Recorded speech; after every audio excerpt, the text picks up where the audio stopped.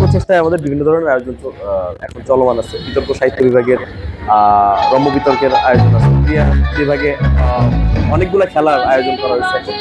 তারপরে আমাদের সাংস্কৃতিক অনুষ্ঠান আছে আপনার সন্ধ্যায়। তো রাকসু উৎসব প্রকার একটা পরিবেশ দেওয়ার সর্বোচ্চ চেষ্টা করছে, বাকিটা শিক্ষার্থীদের কাছে। শিক্ষার্থীরা আপনাদের কার্যক্রম কিভাবে গ্রহণ করছে বলে আপনাদের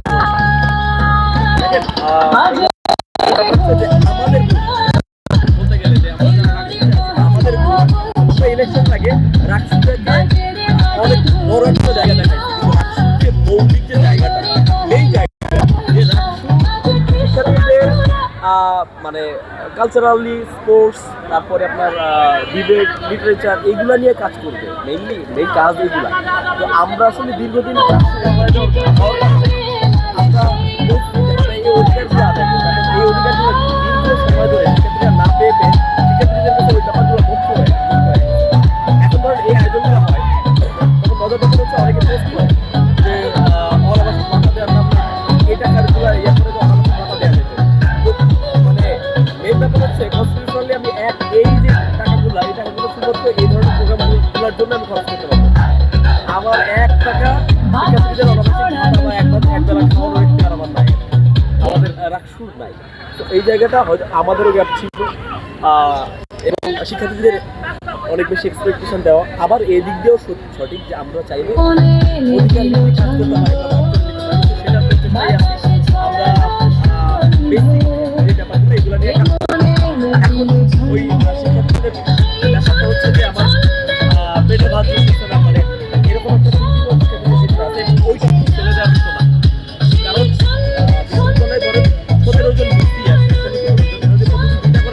প্রতিজন আজকে 34টা হল থাকতো, আমাদের অনাবাসিক কোনো শিক্ষার্থী থাকতো না।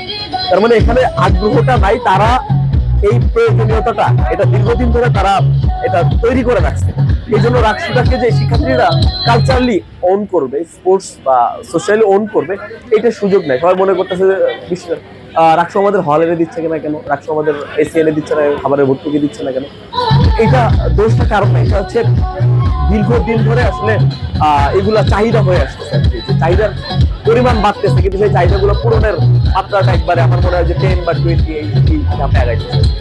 আজকে আমরা যে খেলাধুলাগুলো দেখলাম খুবই চমকপ্রদ এবং গ্রাম্য সংস্কৃতির যে খেলাধুলাগুলো নামানো হয়ে থাকে সেগুলো এখানে নিয়ে আসা হয়েছে এবং আপনারা যে আছে কিছু খেলাগুলো শুরু হবে।